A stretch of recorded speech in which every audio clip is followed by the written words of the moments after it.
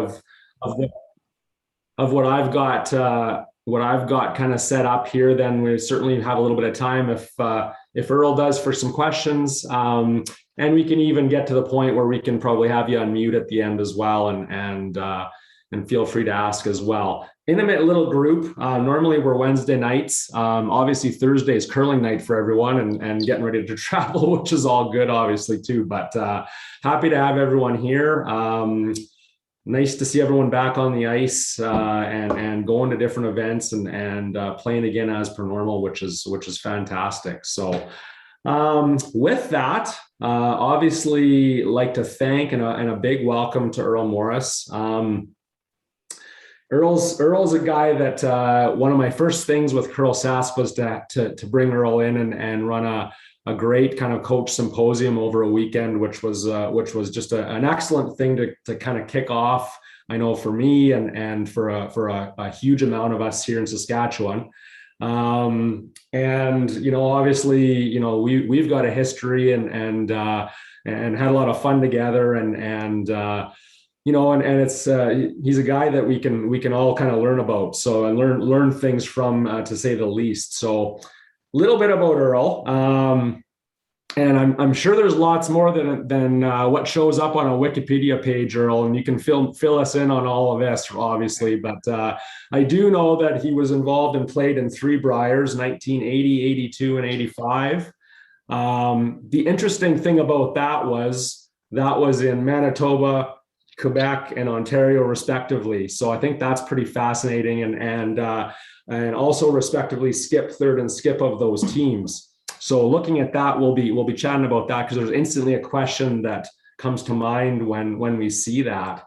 We'll also kind of rehash and talk a little bit about what I think might be his crowning achievement as a player, and talk a little bit about that as well.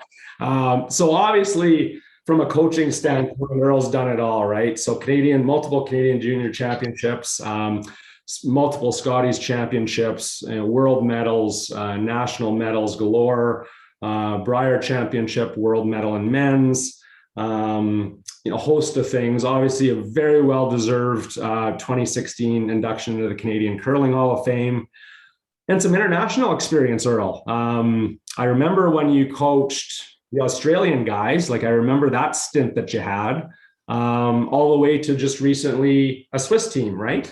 Yep, that's right.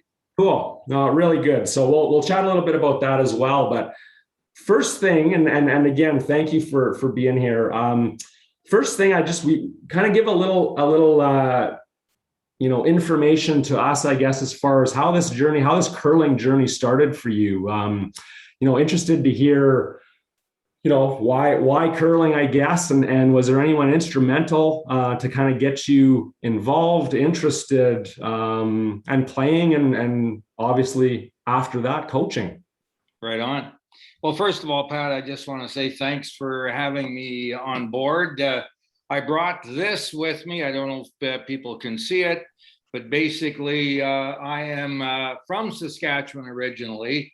And although I don't follow the CFL as closely as I like to anymore, certainly I'm always, cheering the Rough Riders on, that's for sure. I'm a Saskatchewan boy from a town called Rostern. Maybe some of you have been there. I got started in grade 7. I was a hockey player, like many other people that turned to curling, and our grade 7 teacher said, "Hey, we're going to curl on Friday." And so out we went, and had a great time, and won a prize, won a bottle of 7-Up, and that got me started. But I also had my grandfather, who I grew up with, and he was a great curler. He represented Saskatchewan in the Brier as a skip in 1933, and he was really proud of that, especially coming from a small town. So, that's where my roots were, and it was just a great time. I liked hanging around the curling rink, and it got me hooked, and I've been hooked on it ever since. And I love it as much today as I did when I started. It's the people that hook you. There's so many great people in curling. And I think the other thing is, when you're involved in high performance, it's the opportunity, because Canada is such a great curling country to be able to play or coach at the highest level. So that combination has always been very intriguing to me. Right on. So interesting little aside, you say Rosthern, and of all the miles I've put on in Saskatchewan, of all the places I've curled, last year was the first time in my life I made the trip between Saskatoon and PA to actually go past your hometown. Right on. Which is really quite unbelievable when you think about it. But yeah, that's kind of the first thing I said is, hey, I know someone that's from there. So Yeah. yeah, Well, I have to stop for a beer there next time. Maybe phone them ahead of time because they're not open 24/7. But they're a very hospitable club, and of course, we don't notice it as much here in Ontario. But I know that it's been tough times on the prairies for a lot of two-sheeters. And so in Rostron's case, I think there are three, so it helps a little bit. Okay, so Earle, the going back to your playing in the Briars. So again, 80, 82, 85. So those are years where it's a difficult kind of spiel to get into at the best of times, but certainly in that time frame, that's a huge accomplishment. But the real interesting part about that is obviously three different places, meaning three completely different teams. So to me, that begs the question, for you, how did you find success so quick when fields back then, especially in those places, were so deep? So you're starting out with brand new players. You're starting a season off, and lo and behold, you can get through, hundreds of teams probably back in those days, right? To represent your province. So what for you was kind of the secret to finding really quick success with a team like that when it's kind of starting from scratch, if you will, from a player's perspective? Yeah, it was difficult. But I had been working for about 10 years. While I was in university in the late 60s, I remember saying, well, I'm going to go and play in the Brier. And it was just as simple as that. I loved the sport. And I said, I'm young, I'm confident, I like to work hard at my game. I'm going to get there. And it was, so the first step was that it mattered to me. And then as a result of that, I started in the late 70s to do reasonably well. And unfortunately, I had a great team in Ontario, but then the military transferred me to Manitoba. And in the 70s, Ontario curling had not done a whole bunch of significance. So therefore, to go out to Manitoba, when you had the Don Dugoods and the Rod Hunters and the Horst Melischaks and the Barry Fries and so on. Yeah, I was the Eastern transplant and not expected to do very much, but I was able to get a reasonably good team. And we knocked on the door for a couple of years, and then I was able to get on with the Blonde brothers, who were very good players at the time. And yeah, we went to the Brier in our second year, and then the military transferred me again. So now I'm going to Quebec. Jim Earle, fortunately, I'd played against him in the Brier in 1980, and Jim has just passed, and was a great influence on me. Certainly one of my heroes back in the day, and so he was transferred with Air Canada to Manitoba, back to Manitoba. And so I basically inherited his team. So that was really lucky. And I had a busy job. I was the athletic director at Collège Militaire Royal de Saint-Jean. I was in the military at the time. So I dropped down to play third. And fortunately, the third that was on that team took over skipping, Don Aiken, who's also is in the Hall of Fame, like Jim Earle. And then I moved back to Ontario, and because I was from Ottawa and the people knew me there, I was able to get a good team. And so, yeah, all of that was very helpful. But one of the things that's interesting is there were no coaches in those days. Like, I think I think I can say for sure that we were in the Briar the first year they had coaches, which was 1980. So in the 70s, the Briar was my coach. I would go to Briars as a spectator with a 3-ring binder, and I would watch the best teams play each other.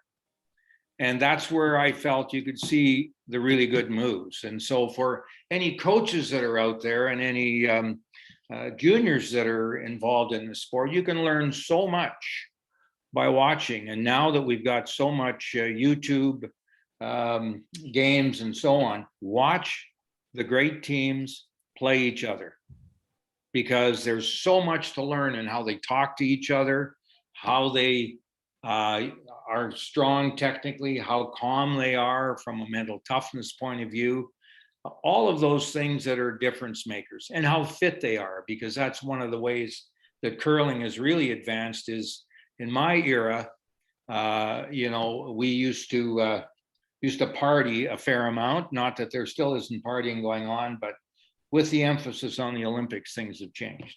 But anyway, great times, and I was very lucky to get on with 3 different provinces, and it wasn't because I couldn't keep a job, it was because the military moved me around. No, for sure. Yeah.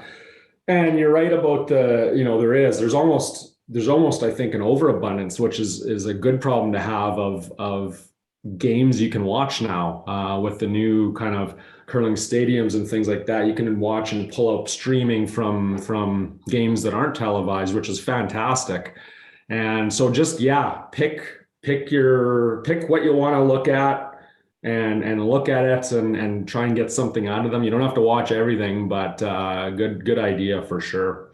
Certainly. And if you look at COVID, it's going online and being virtual with your team as a coach is certainly a good way to work as well, to watch a game together. Yeah, for sure. So jokingly, one of I think Earle's, it won't be high on his list of achievements from a curling standpoint for sure, but I have to tell this story, right? So, and I had to look this up. So I was playing with Jeff Sharp and Chris Heichert and Ben Hebert. And I had to look up when it was. It was 2005. And we're not many slams in. We're, Grand Slam, we kind of got into those and started playing in those, and not many in yet. And lo and behold, there's one out in Nova Scotia in Port Hawkesbury.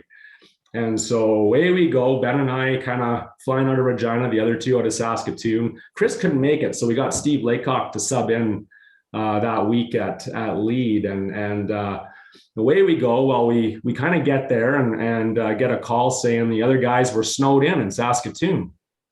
So, and we weren't the planning type. So we kind of got there about an hour or 2 before our first game and get this call on the way to the arena, and, kind of wondering, well, what are we going to do? There's 2 of us, right? So, we kind of get on the phone and start calling and seeing who might be there or around, or what are we even able to do.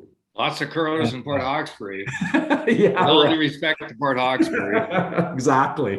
Exactly. So anyway, we get there and start talking to different people and whatnot. And sure enough, Earle's there. I'm sure in a coaching role. I think you were coaching at that point in time, obviously. And lucky for us, agrees to play. And another guy by the name of Patrick Hurleman was there. I think he was coaching. Obviously would have been a Swiss team that was there. Maybe Ralph Stockley or somebody like that. Yeah. So I remember this slam specifically. It was one of the first ones that was divided 16 teams, 8 Canadian and 8 world teams. Okay. And so anyway, we get there and great, we've got a team now. So we're playing Tom Brewster, first game, and so Ben's up to third, and he's all excited, obviously, because he thinks he should have been playing third, years and years ago anyway. And away we go, right? So I don't think we started with hammer. Away we go. Not sure what, just kind of meeting everyone for the first time. Not sure what to expect, obviously. So Earl's playing lead, and without a word of a lie, we go kind of top button. I don't know how much you'd thrown, how many rocks you'd thrown, but kind of dropped your first one top button. Then we're guarding it. It's splitting the center line an inch out of the house. Proceed to steal a point or two the first end. Same thing the next end. Same thing the next end. So 4 ends in a row here now. Earl's gone, split the center line, top button, an inch out of the house, split the center line, right? And the poor guys, the poor Brewster rink didn't have a chance. So 4 ends and we shake hands and that was it for that game. And I'll never forget that, just because.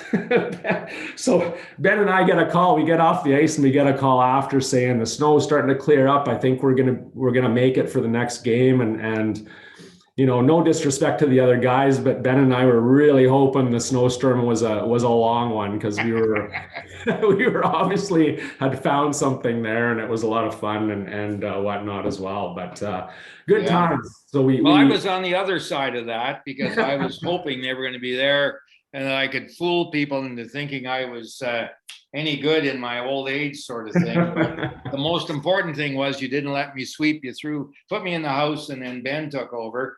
But it's amazing how small the world is in curling, because I coached the Swiss women's team that won the 2020 Swiss Championships, but because of COVID, we did a training camp in Vancouver, and then we're on our way to Prince George when they canceled it. And the skip was Briar Hurleyman, Patrick Hurleyman's daughter. So it's a really small world, and lots of times we all can look back at curling and realize a lot of times it's in the family, and it stays in the family because it's such a great sport, that's for sure. The other part I remember about Port Hawkesbury was the first game that Russ Howard was introduced to play with the Brad Gushu rink. And he didn't play the first game, but he played the second game, and he played it second.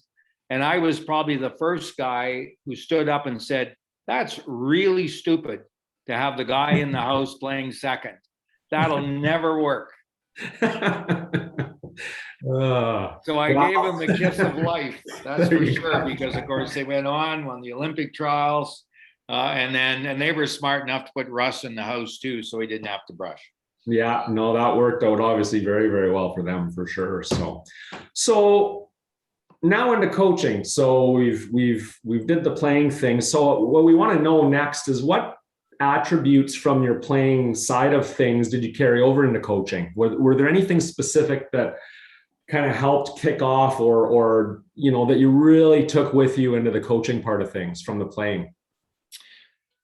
For sure. And I guess where I was also lucky was, why did I transition into curling and into coaching at such a young age? Because one of the problems we have with competitive curlers is we make it so lucrative for them to play for a long time, because there's championships at the senior, intermediate, and senior, and masters, even at the world level these days. So a lot of guys, and the guy would come to mind would be Glenn Howard, who continues to play and play extremely well. So for me, the wheels started to come off when I went into seniors. I wasn't playing very well, and the seniors weekends are always the same as juniors, and so I just said, you know what, I would rather coach. I enjoy this. I had coached baseball for a long time when I was younger, so that mattered. I enjoyed coaching. I enjoyed working with youth. So I said, you know what, I'm going to coach. And so it was sort of that simple. And so as a competitive player, I had always worked really hard. So I practiced all the time, significant amounts. Like I can remember that the year I practiced the most, I was running the military fitness sports and rec programs in Ottawa, and I had a curling club 100 yards away. I would throw 96 rocks for every Monday, Tuesday, Wednesday, Thursday. 1 hour I could throw 96 rocks. So for me, the cornerstone of any success has to be practice. And that's one of the things I always admired about you, Pat, as I know you put a lot of time in practicing as a player. And to me, it starts with that. And if you don't practice a whole bunch, there's a whole bunch of other people in the same boat as you who are not practicing a whole bunch. And so you're going to win some, you're going to lose some. So a difference maker is to do that. The other things that mattered to me in those days, because I was in the fitness, sports, or rec business, I always made sure I was physically fit. And it's funny, after all these years, these kind of things repeat themselves. Pick good people to play with. You know, the best thing you can do is have 3 friends play with you, in my view, who are good curlers. It is hard, though, to always find the perfect team. So don't, you know, if you don't get the perfect team, well, it still can be great from, or that's for sure. I always was a believer in having fun. So as a junior, we always, you know, would do other things, like throw footballs around and stuff like that, and play, you know, different kind of cards and so on. The other thing was, I always asked my teams as I coached, you know, skipper, you have to show good body language out there as a leader. I probably was bad as a junior because, you know, we weren't getting coached, so you had to figure it out.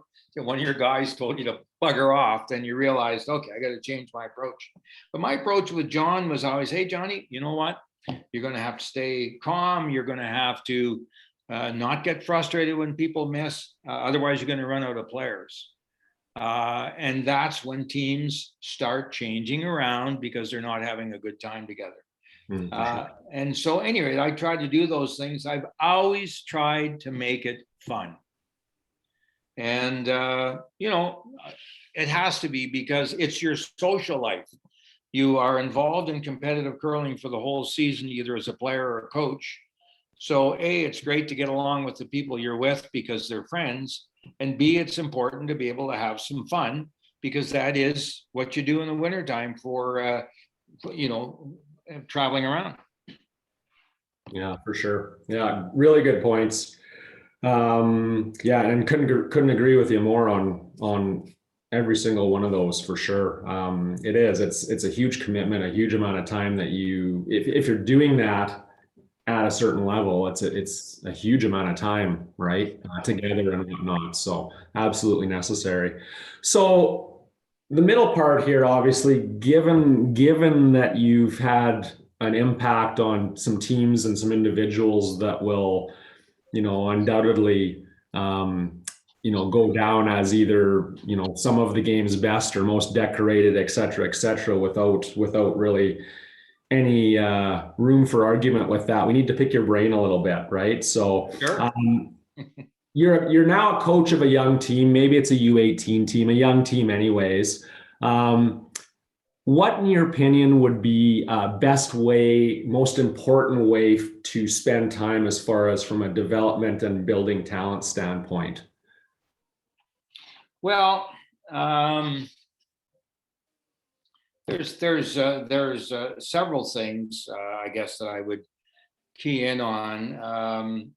I think one of the things to do is not to overdo it at a young age and make it, you know, an incredibly big commitment. And I'm talking, as you said, U18s. Okay, it's part of their life. You want them to get passionate about the sport. And I think if you over organize a season, you're going to turn some people off. So I think you have to make sure as a coach that you start off slowly and then build up based on their enthusiasm.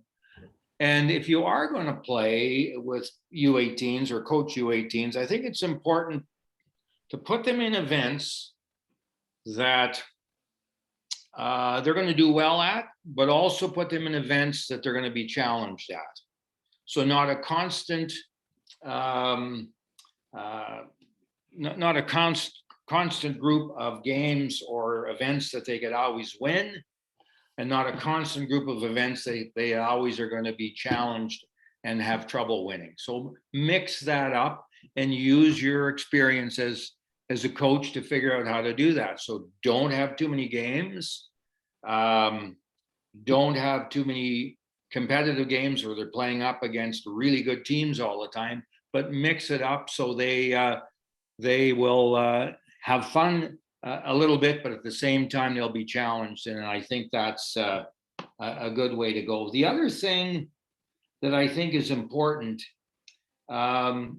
is try people at different positions, because if you automatically designate somebody as the skip, then nobody else who might be a little shy or a little less experienced are ever going to put their hands up and say, well, I wouldn't mind trying that sort of thing. So, and one of the things you can do is ask people, where would you like to play? And then you're going to get a sense for that, and you could use that as a starting point. I always use the analogy, John was a hockey player earlier on, and what they used to do in house league hockey was every week they'd rotate a goaltender. They'd say, we need someone to be the goalie, and they'd switch that up. And about halfway through the year, somebody said, I want to be the goalie. So curling can do the same things. And I really think that for coaches, they need to let the kids speak up rather than you sitting back and saying, you know what, I'm watching so-and-so, he'd be a great skip. Let's put him in there. And that's especially important if you're a parent coach, because the tendency there is maybe your son or your daughter's going to skip. I'm not a fan of that. I think they should play different positions. And every time I've done that, it's been successful. I'll give you an example. John lost the Canadian Junior Final, and they lost their front end. And this is Craig Saville, who you might have heard of, and Johnny Moe. John was the skip, Craig Saville was the third. They lost their front end. And immediately they got a phone call from a guy named Andy Ormsby and Brent Lang. Small world, right? This is when they're 20 years old. And these guys say, hey, we'd like to play with you guys. I'm also a great believer for coaches that you should try before you buy. So try the team out before you say, yep, we're going to commit and this is going to work. There's more times than enough that you've got time in March or April to try a new lineup, but you don't, and the year starts and you go, oh my God, this is a mistake. Now you have to live the mistake for the whole year. So I really recommend that people would try it out. So in this case, I had time. It was maybe February. There was a men's skin spiel for $2,000 in somewhere halfway between Toronto and Ottawa. And so I said, well, let's go and play in that. We got in it. We're the only junior team. I went upstairs with the four of them, and this is what I said. This is a team that just won, were runner-up in the Canadians. I said to those two guys and the other two, okay, how are we going to do this? Where do you want to play? And they all spoke up and said, we want John to skip. I said, John, you happy skip? Yes. So bingo. Brent Lang said, I'd like to be the lead on this team. And I knew I was going to have a problem with Craig Saville and Andy Ormsby, because Andy Ormsby was the second best skip in the province. And I knew, and he was an outspoken guy who I knew would want to play third. And I wanted Craig Saville to play third, and I could easily have played God and stood up and said, Craig's going to be our third because we were runner-up in the Canadians last year, and he was the all-star third. But I knew if I did that, we'd have an unhappy guy in the team all year. So I said, all right, we're in this field here. Craig and Andy, you're going to flip-flop at third and second every game. So we played 6 games. We won them all. I went back upstairs with him afterwards. I said, okay, what do we got here? Andy said, I'm happy to be the second on this team. We never had a problem with him. So I didn't have to force anything on people. And I think if coaches play God, they can often get in trouble. Interesting. Yeah, that's cool. I never knew that. That's cool. So I know for me, speaking of my time or our time together personally, I know from a practice standpoint, I think I enjoyed more than any other time in my career, kind of the things that you managed to put together. I know when we got together to do that, and just some of the thought into it. But I'll ask you first, and then I can go into a few of the things I'm talking about as well. But what would you, well, like, what are your favorite or most effective practices, or some you know factors, or setups, I guess, for practices that have worked best, or that you've used time and again and have had success with teams? Yeah, well, a great question, because practice is so important, but the right kind of practice is really important. And my perspective on this is that you get in trouble if you always practice the same, because it gets boring. And you get in trouble if you only have one sheet of ice and four people, because you don't get enough reps in. And I see that kind of thing happening all the time. It reminds me of driving by ball diamonds and seeing a coach with 12 kids and one baseball, kind of thing, which is the way it was way back, but it's thankfully not that way anymore. So what I like to do is practice technical individually. I like to practice position specific shooting, and I like to practice team shots, where talking, some finesse shots where talking is important, and so on and so forth. And so there's a couple of different ways of doing that, but obviously people have to be prepared to practice on their own, especially as they get a little older as juniors, because they're off to different schools and so on. But when you are together with your team, and I was always lucky with Rachel and the girls, I was able to coach them for 10 years. And basically for all of those 10 years, we all were in the same town. Mm. So that was a real advantage. But you take a look at the tour, and you know that lots of people win world championships from a couple of different locations. And that's just part of what it is. So you have to practice individually. But if I have the whole team together, I'm looking at least a 2-hour practice. And what I want to do for the first hour is have 2 sheets of ice. And I want to have a couple of people on one sheet working on their technical with me. And if I had an assistant coach, I'd have them on another sheet. And if I don't, I would have them working as a twosome on position specific shots.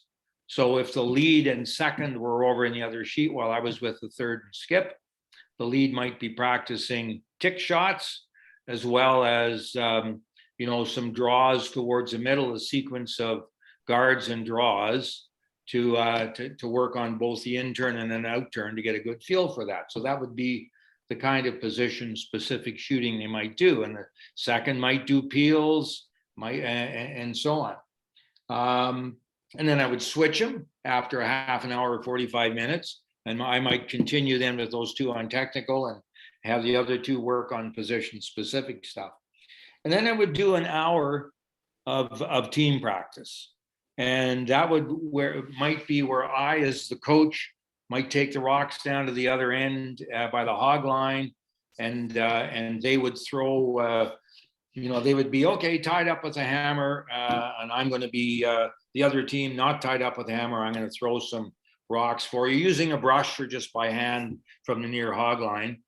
And of course, it's important to do it in such a way that you don't make it impossible for them to beat you, but you also don't make it so easy for them that they don't focus, kind of thing. So that's the kind of thing that you could do. The other thing that I've started to do more recently is have them throw both sets of rocks. So you're throwing the lead's rocks as if the lead is throwing the lead's rocks as if they don't have the hammer, but also as if they do have the hammer. So you throw all 16 rocks, kind of thing. For sure.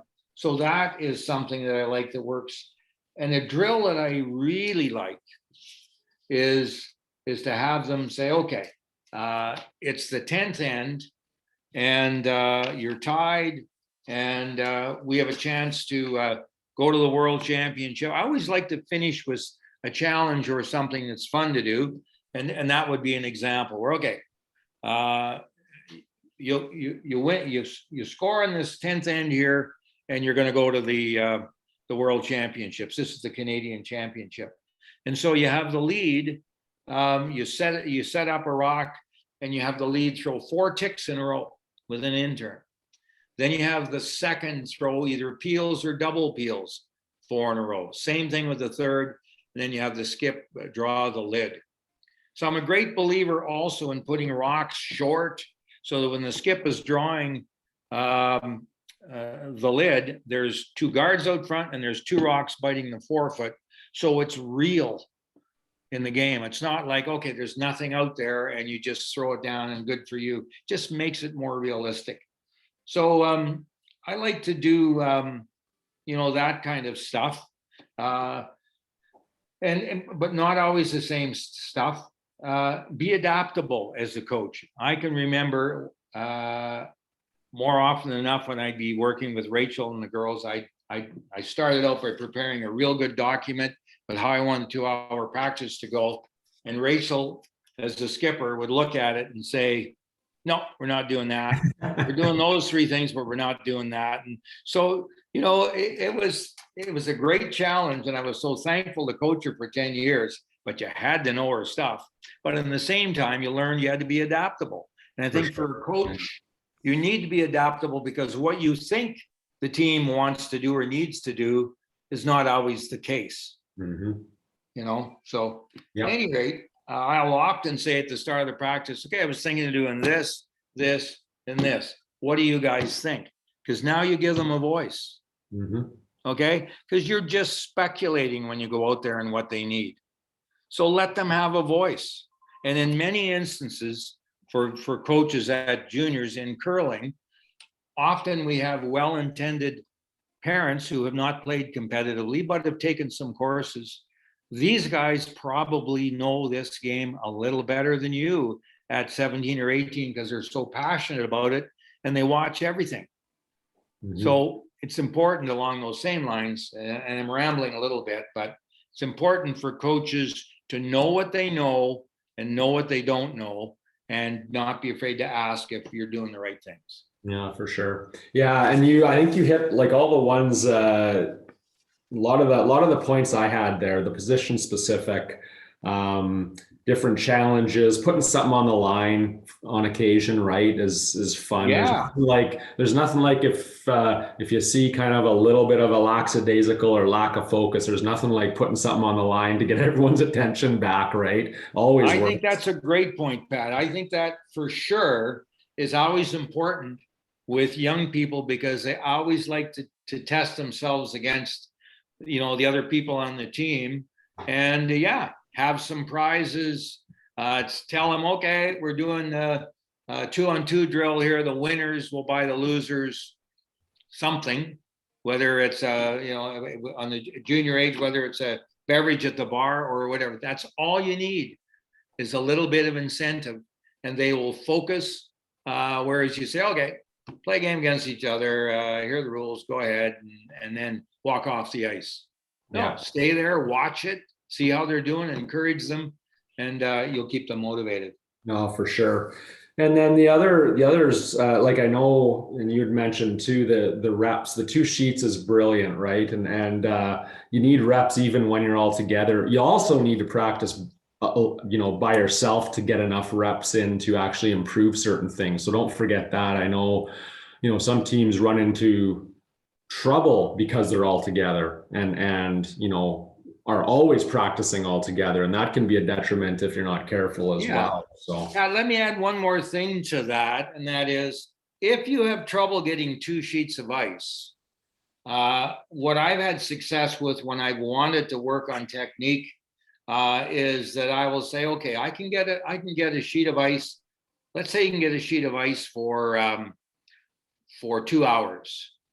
So I will invite 2 players out for the first half hour, have everybody show up for the middle, and have the other 2 players show up for the last half hour, because then for the first half hour and last half hour, you can work on technical. Mm-hmm. It's hard to work on technical with 4 people there. Yep. That way you're asking your athletes to only be there an hour and a half. Or if you have 3 hours, you can do it an hour with 2 people, technical, and then an hour together as a team, and then the other 2 people technical afterwards. They like that as an approach. And I would highly recommend that. If you can only get 1 sheet, don't go out there and work on mechanics with 4 people. Maybe at the start of the year, but you don't get enough reps in, and you don't get enough personal time with each of them. So if you do 2 at the beginning, 2 at the end, some team stuff in the middle, you can get around the 2 sheets. For sure. No, it makes sense. Absolutely. And then the last thing on the practice, and it's good spending a little time with this because it is so important, right? But I really liked the thought you always put into something like coming up with game winning or difference making shots for each position, right? And that can be like, that can change. That does change over years and whatnot. And I know what we worked on, Earle, back then, it's probably not maybe even the same shots from position to position anymore that necessarily do the trick, right? But that's the beauty of that. And that's something that, you can figure out as a team. Okay, this is important for this position. This is important here, and go do it, right? And I think that's just, it's something that not a lot of us think about, but it's just a brilliant thing to do. And I think for younger teams, for younger kids, younger coaches, even, or coaches starting out, it's just nothing but confidence when you have that involved within your plan or scheme of things as well, right? So yeah, I think you make a very good point of mentioning difference makers, and that's a really good thing to throw in there. If the team is going really well and they're making everything that's relatively simple, and because they're a really good junior team, then maybe they don't have a whole bunch of tough teams to play against. Well, give them tougher shots. Like, instead of giving them peels, give them those double peels to make. Or instead of even the double peels, put a rock on the 4-foot and have them fire the double peel bonus with the one on the 4-foot. So all 3 of them will leave town, kind of thing. Mm-hmm. Or if you're having them draw through a hole, just make the hole smaller. Yeah. There's so many different ways that you can either make it easier or make it tougher as a coach, depending on where they're at. And it's important for you to be able to feel what they need, whether they're getting overconfident or whether they need a confidence boost, and then manage your practice according to that. For sure. Okay, so next one, 2-part question. What, in your opinion, what factors separate an elite player from everyone else, in essence, and what habits then are important to accomplish that goal of becoming, as good as you possibly can? What habits need to be in place at a younger age or any age, but at a younger age preferably, to get to that point, or to allow you to get to that point? Yeah, good question. I remember I was reading something on Facebook and recently, now that I think it, Sherry Madaw was now coaching Fleury, and it was a great player and a great lady, and has a Saskatchewan. Gee, everything goes back to Saskatchewan, Pat. And everyone goes back to Saskatchewan.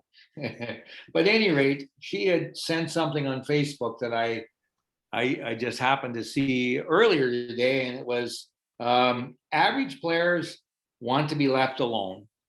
Good players want to be coached. Great players want to hear the truth. So I kind of like that. Mm-hmm. But my experience has been that great players are curious. They want to get better. And part of the reason why they do get better is they are curious. Yeah. It's like, if I'm a coach and I want to know what the best way, where to position rocks when you've got the hammer, I'm going to watch the best teams playing each other because I'm curious, because they must know what they're doing. And so I'm going to give that a try. So if you get players that are the same way, then that's really, really good. But I think it always starts that great players will love the game. They'll have a passion for the game. They'll want to be rink rats. They'll want to be around it. They won't mind working hard. And so when you get the people that are really keen, that like to work hard and are curious about getting better, and then you can either give them what they need, or you can get other people around you that you're not afraid to call in. And for parent coaches, back to my point earlier, it's important to know what you know and know what you don't know, and don't BS your juniors. If you don't know an answer to something, make sure you have a hotline to somebody who can. And often there would be, some great competitive curlers in town that maybe aren't playing anymore, and you might get them out to help you out, or you might be able to get them to help you answer some questions, or the people with obviously in high performance like yourself that are also going to be open to getting some help. But you get players that are keen and enjoy playing together, you can take that a long way. For sure. Yeah, that's good. I like the curious thing is so true. That's a great way to look at it for sure. So next one I had is any advice and this could be, a slant towards the team themselves and athletes and or coaches obviously as well, but any advice on handling a team that looks like it's plateaued, that you feel like you're not gaining some ground for a while, and maybe not sure why or whatever. Any advice on how you get through those, those kind of flat patches in a team's kind of existence? Yeah, that is really tough to answer. And it takes me back to the days when John and Kevin Martin played together, and then the wheels started to fall off where they weren't getting along really well. And I can remember saying, God, is there nobody that can come in and sit down with these two guys and say, you know what, you should resolve your differences because you're the defending Olympic champions. And if you could change your attitude a little bit here, great things could happen. We're not really good at that in curling. And part of it is because I think we've got to coaching late. I say it started in 1980, as far as I know, that people had coaches. But also a lot of the players really know their stuff. So at the highest levels, it's hard to do that. So then when you bring that down, the success that I've had is, first of all, it's never as bad as you think it is. And it's never as good as you think it is. So if you can stay in a calm place as a coach and not overreact if something goes wrong, but give it some time, sometimes things will sort themselves out, especially if you recognize that the team is plateaued and you give them a little time off. You know what, boys? That's our third week in a row that we played. We lost in the C final to qualify. Everybody's grumpy. And you say, you know what? We're not practicing for a couple of days. Stay away from the rink. Work on your fitness. Make sure you get caught up in school, whatever. I'll see you on Wednesday, or I'll see you on Thursday. It's amazing what a break does for philosophies on curling or for attitudes and so on. So to me, that would be important. It would also be important to lighten up the practice so it isn't difficult, but also so that it's maybe more fun than it normally was. Maybe you do some 2-on-2s, or maybe I always used to have a Christmas practice with Rachel's team. I'd go to the dollar store and I'd buy gifts. I'd put them on the bench.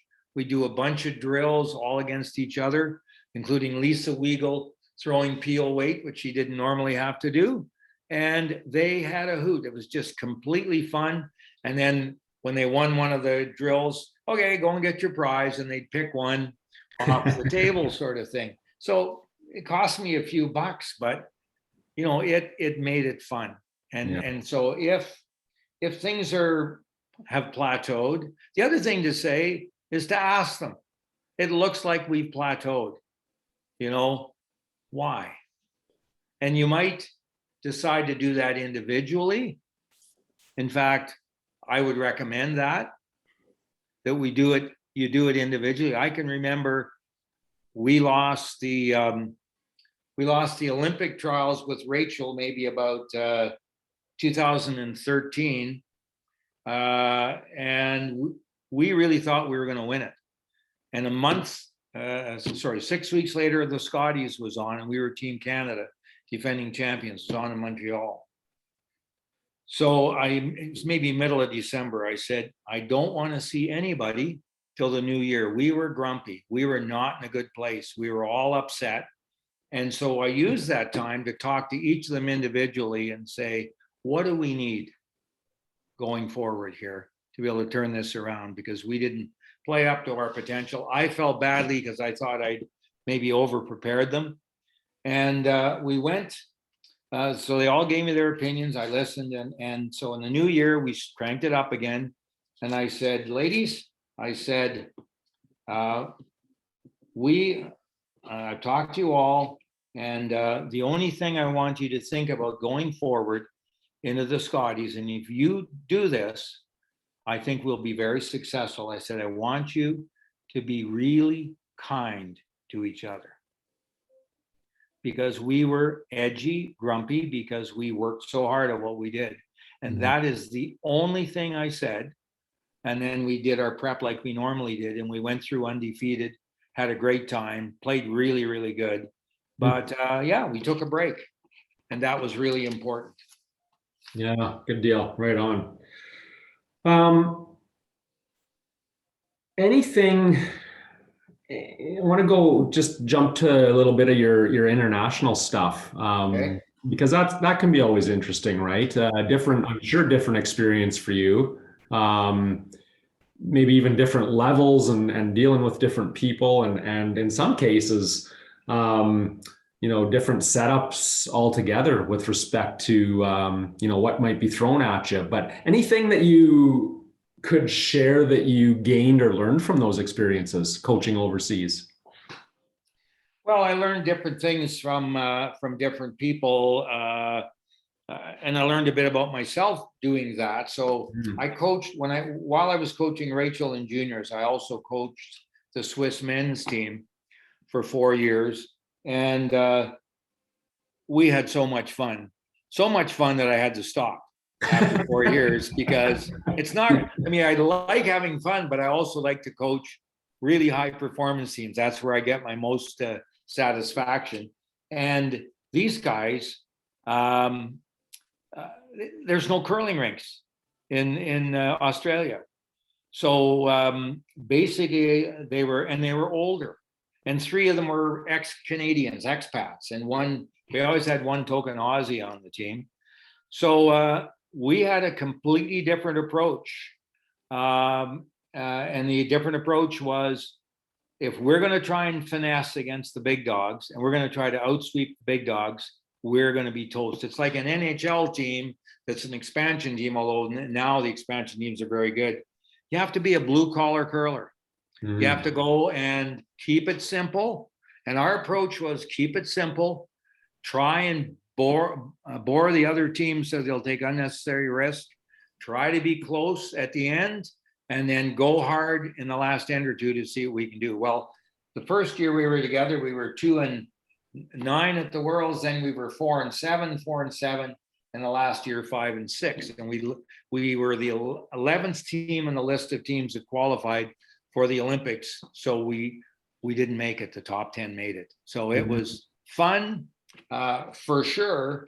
The only time I can remember being at in this case, it's the championships that they have in the Pacific Rim.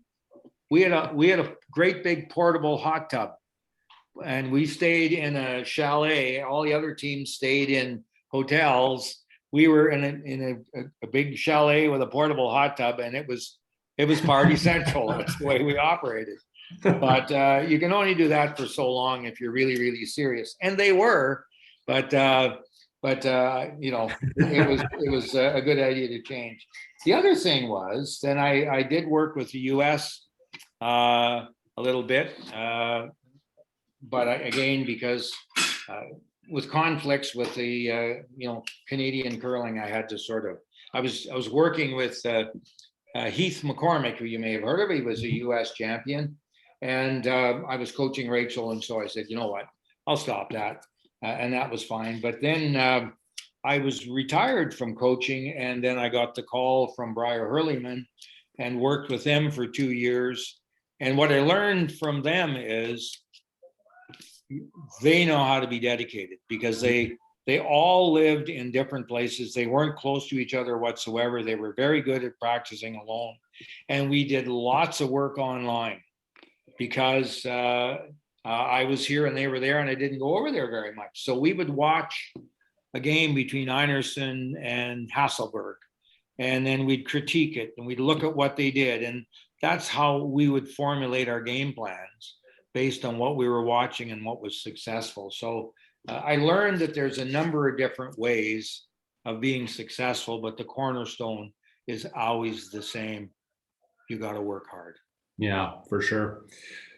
So next one here, coaching a family member, and you've obviously done this in some instances. So what would you say are the challenges, similarities, and or differences when that's the case? Because that's just the truth. That's the case in a lot of teams, especially young teams, right?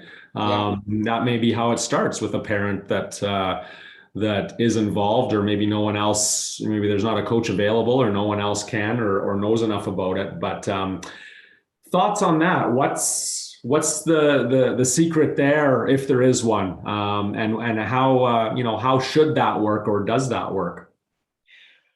Yeah, well, I'd make a couple of points. The first point I would make is thank God for parent coaches, because my experience in juniors is lots of times we don't have a whole bunch of people standing up to coach. So we need those parents to be coaching. And the beauty of it is, if they start at lower levels, they're more likely to want to get certified. And then we get some pretty good coaches out of that arrangement. And I'm all for that approach. So first of all, there's that. I'm also a big believer that it's important to have coaches or youth experience different coaching. So so your parent might be a coach for a couple of years, or then maybe they share it with somebody else, or they bring in a high performance curler who maybe has just stopped playing competitively, but really can help you fast track strategy and decision making and so on. So I'm a great believer in not doing that forever. Now, I coached John for about 8 years of baseball and about 8 years of curling. Mm-hmm. So he had a steady diet of me in the summer and winter, and that's really difficult to get that right. And after a while, it was time for John to hear the messages that you have as a coach from somebody else. And so basically, if you coach as a family member, be aware that it's going to be challenging, because often he's the skip or she's the skip. So then there's that, because somebody else in the team might want to skip. And that's where you go back to the business of, rotate people through until the kids stand up and say, this is how we want to do it. This makes the best sense. So it's not easy. I don't know what the solution is, other than at some point they should experience somebody else as they get older as their coach. And so, pick somebody who or try and get somebody involved who you have lots of time for, that you believe can do a great job. Just really important. It's like teaching kids how to drive. You should probably get someone else to do that rather than you as a parent. Gotcha. So, and you brought up John. So we played in Swift Current a couple of weeks ago, and obviously had the pleasure again of playing against John, right? And looking for a nugget of gold from you here, Earle, because obviously John is even now playing second is the kind of guy that I I hope I get this right. So when you play front end, I think you more noticeable are the screw ups than the other side of the fence where you're having a huge positive effect on the game. If that, and I'm not trying to sound or be disrespectful, right? But it's just kind of the way it's viewed. Yet he still seems to be able to be on that other side of the fence playing second, and obviously, he's a great player and but continues to um, be able to do that and has with so many different people and so many different situations and teams and so on. What is it like? What kind of is in there that makes him tick? And obviously, I have some ideas and opinions on that, but waiting for a big nugget from you that might be helpful for all of us as to what is it with respect to on the ice, or maybe it's not that, maybe it's off the ice, maybe it's just mental or attitude, but what's the thing that kind of drives that engine, if you will? Yeah, well, that's another good question, that's for sure. And I've thought about that a fair amount, and I've experienced watching him in action, obviously a lot. And he can be so. When I've watched him in many instances, I really feel that he makes people better around him because he has a way of making you feel like we need you to be great. And so there's that. Now, what sometimes happens is if there is a vacuum in leadership, he jumps in. And sometimes that can be detrimental because he can have too much to say, but his heart is absolutely in the right place. And he starts with, it really matters. Curling really matters. Doing well really matters. And it also continues with the fact that he has a great deal of confidence. And so that combination of again, the passion for the game and his confidence works out really well. I've got a real kick out of watching him in mixed doubles because he's had to play with a number of spares. Mm-hmm. And that's really hard to do on a men's team or a ladies team, let alone mixed doubles. Mm. And so, for example, in the Canadians last year, he, I think, I'm not sure if it was a girl from Saskatchewan or Alberta, but a Western gal. It was Alberta, Danielle. Yeah. Schmiemann from Alberta. Schmiemann, yeah, Danielle Schmiemann. And they played really well together. And it was a case of coming up with an atmosphere of calmness and trust and collaboration that I think they were able to establish. And away they went and did really well. And I think they may well have done better than they expected. But part of it was because they got into a good place and they stayed in a good place. And I think for curlers, it's good to be a golfer because golfing is the same as curling from the point of view of you have to stay cool out there when you golf. If you're always going to lose it when you miss a shot, then after a while, you're not going to have people that necessarily want to play with you. So you have to work at that. So the nugget that I would like to give you would be that he has found a way to feel confident pretty much all the time. And for everybody, that's a journey. And for some people, it might be just enough that they throw rocks and feel confident about themselves because they've thrown a million practice rocks. So when they get in the game, they're ready to go.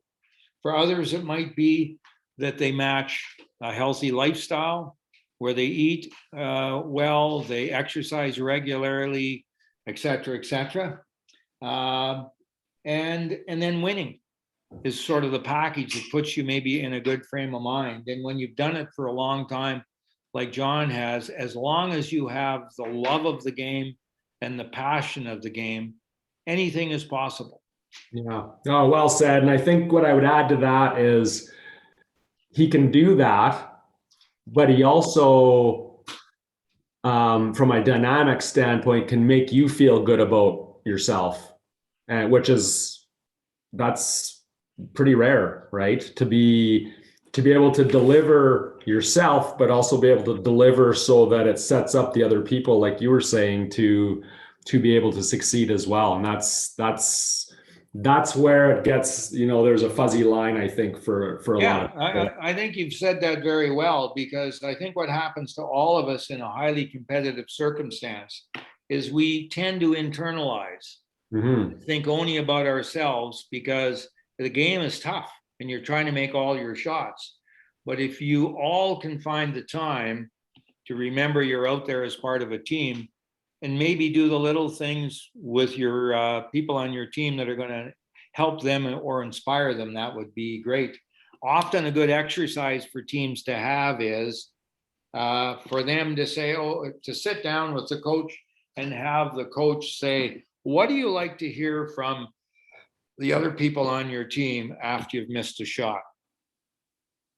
Have that kind of conversation. So for some people, it might be, well, just leave me alone. I want to I want to reset and be ready for the next shot. Somebody else might say, you know what?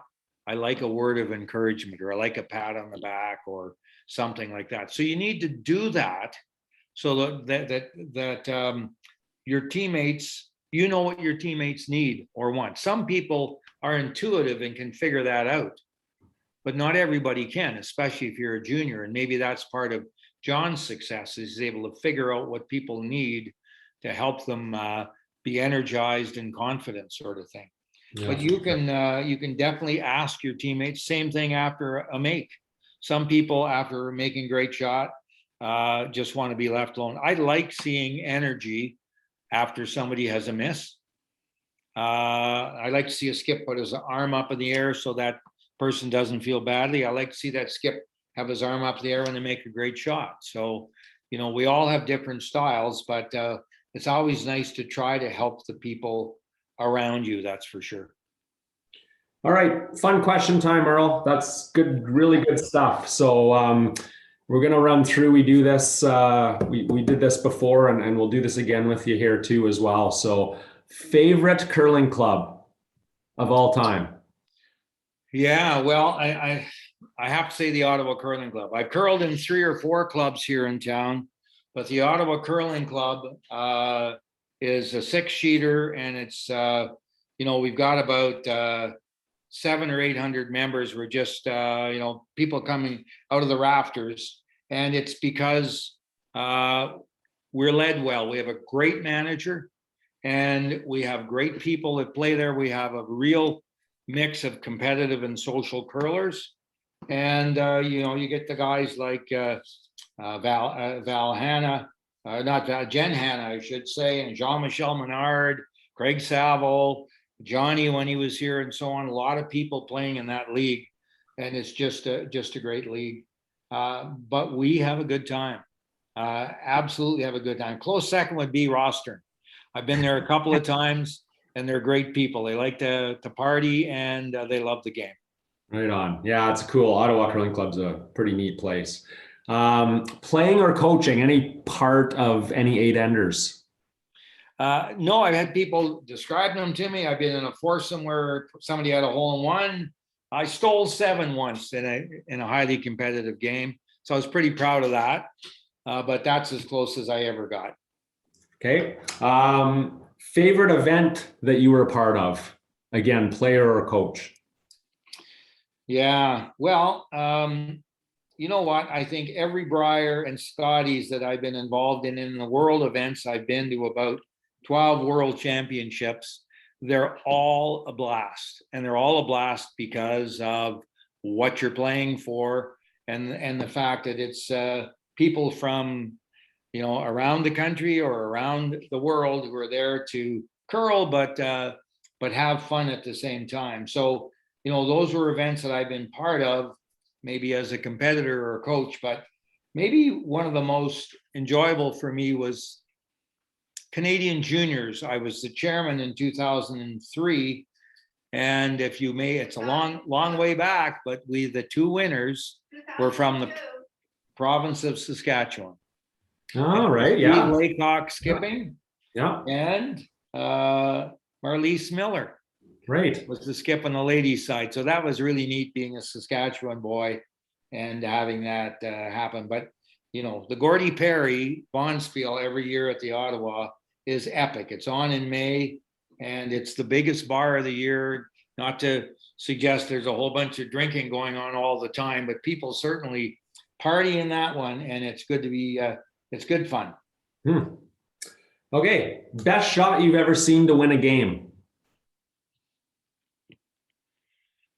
Oh boy. Well, So you know what? I'll go. You know I'll go what? while you think for a second here. So 2017, Rachel won the Worlds. Mm-hmm. And I wasn't coaching her then, but I was in the stands watching her win the Canadian Championship. And again, there was a Saskatchewan presence. Michelle Engblot was the skip that played against her, and she's a Saskatchewan girl who was playing out of Manitoba, I think, at the time, right? Yeah. And Rachel's up 2 playing 10. And if she doesn't make a really thin double, it doesn't go extra end. And she made it, held her to 2. And it's back to the business of,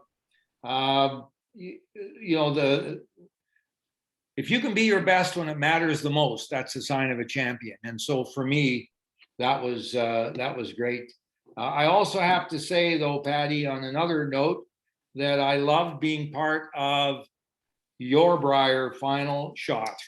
Sitting on the bench, I've told it many times, sitting in Calgary on the players' bench. The place is packed with probably 15,000 people. And I think the team gets 140 grand in money and privileges like airfare and so on and so forth if you win, and maybe something like 40 or 50 if you lose.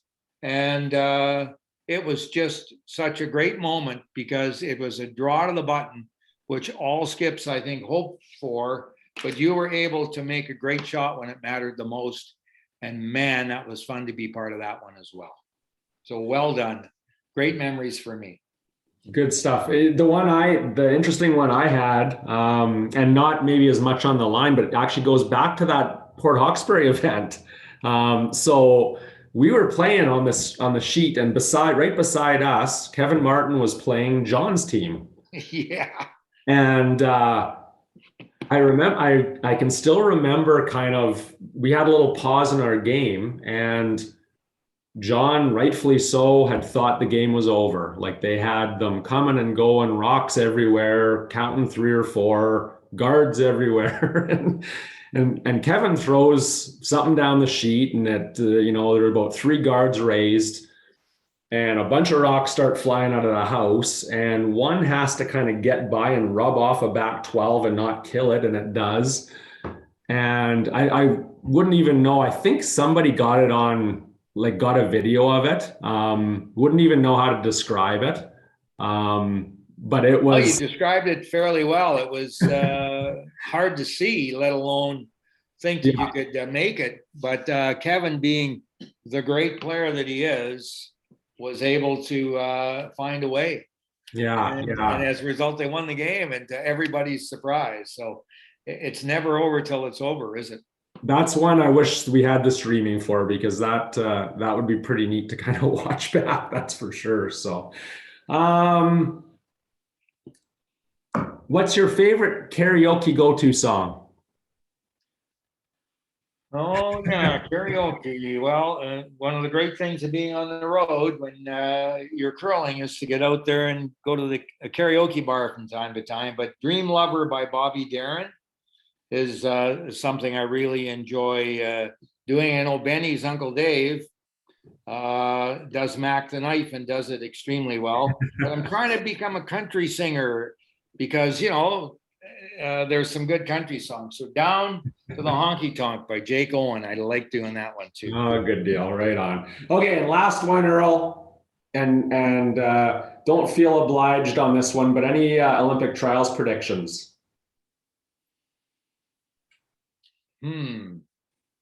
Well, it's interesting because we talked earlier about Olympic trials, how long shots, sometimes jump in there and win it. And I don't think I'd be insulting Brad Gushu to say that in 2006 or 5, he was a long shot.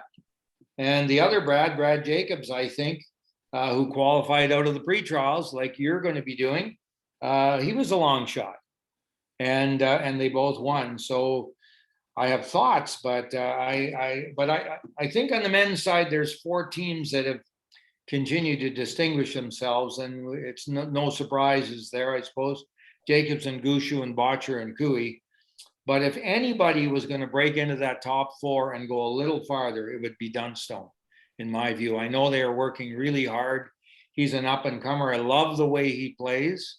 So he would be, maybe the guy that might come in as a long shot like Jacobs and Gushu did way back when.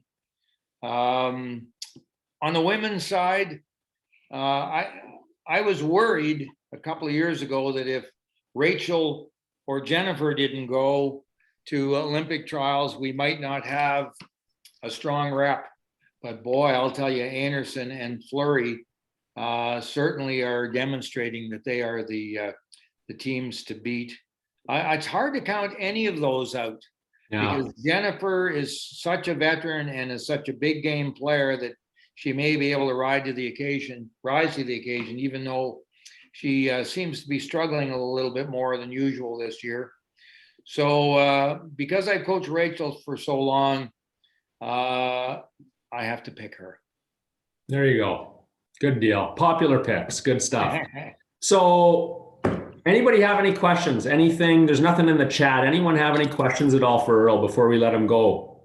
His kid's playing, by the way, tonight, so he's probably wanting to get back to a TV here too. But anyone have any questions? If not, certainly feel free to email me, and I'm more than willing to pass them on if that's okay as well with you, Earle. But yeah, for sure, that works for me.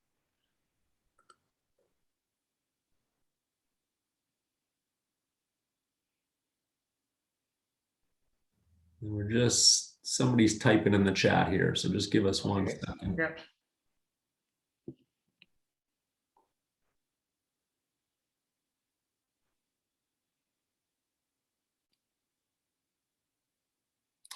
So, Galen, just what does Earle thinks needed to improve junior curling overall? Is that accurate? Yeah. Well, I'm glad somebody has asked that question because we need help. Numbers are down, certainly in Ontario on the junior side. Some of this might well have been COVID, but I really think we need to focus more on coaching and getting more people involved in coaching. And one of the things that we don't do enough of is coach mentoring. So we get somebody in as a coach who's a parent coach. They've taken a course. They're a little, wet behind the ears in terms of coaching. They're well intended. And if we could have a mentor coach from time to time, watch or observe and give feedback, I think that's a way of helping coaches get better in a hurry. So more coaches. And I think if somehow we can try and involve more of our competitive players who don't coach to coach, and I think they've come up with a term, and I'm trying to remember what it is. Rick Lang was working on it, where they basically are allowing people like Sherry Madaw and Heather Nedowin and so on to come out and coach. And maybe they have not necessarily got their certification levels, but based on their experience as champions, they bring something to the table, that's for sure. So make it fun, make it interesting. Ask the kids. I think too often we sit back as adults and say, I think we need to do this. And I don't think we ask the kids that are in our program, why, what do we need to do to get more kids in the program? And the other thing we need to be better at is when people leave the program from one year to the next, find out at the end of the season whether people are coming back. And if they're saying they're not coming back, ask them why. That gives you from April to September to fix whatever it is that have kept them from playing.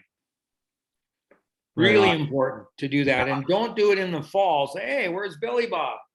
Have that question in May. Billy Bob, are you coming back?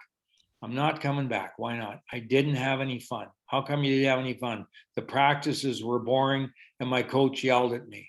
I hear that a lot. The practices are boring and the coach yells at me.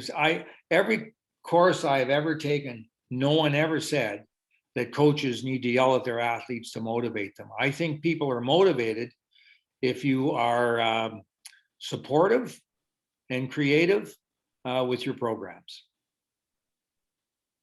Hope that answered your question. Well, I think that's very well said. Great timing to that, and very, very well said for sure. Good stuff. So I don't see anything else in the chat. Like I say, anyone that has anything for me, otherwise, let me know.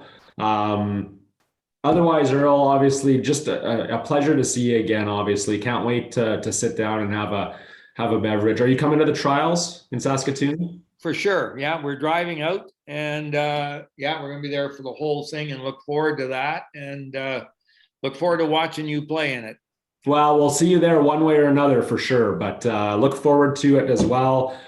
Your passion still for everything is game wise here, coach wise, development wise is amazing. I mean, we can see that clear as day. So I know I personally learned an absolute ton from you, and just enjoy chatting, whether it be in a forum like this or at a table with a drink. But really appreciate it, Earle. Thanks so much for your time. My pleasure. Yeah, no, we loved having you, and can't wait to chat again soon here. All right, and we'll see you in Saskatoon. You betcha. Thanks so much, and thanks everyone. And we'll see hopefully everyone back in November for another go on a Wednesday night. Okay, take care, everyone. All the best.